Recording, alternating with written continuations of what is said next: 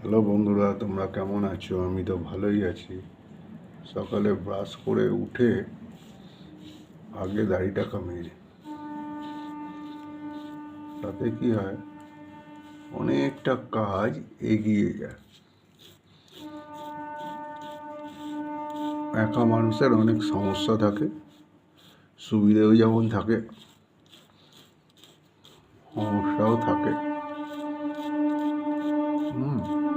সেই জন্য জীবনটা কখন কোন পরিস্থিতিতে কি আসবে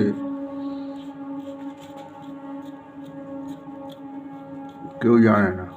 সেই পরিপ্রেক্ষিতে বললাম, হ্যাঁ, এবার গরম জল খাবো, চা খাবো, তারপর ডেলি রুটিন স্টার্ট।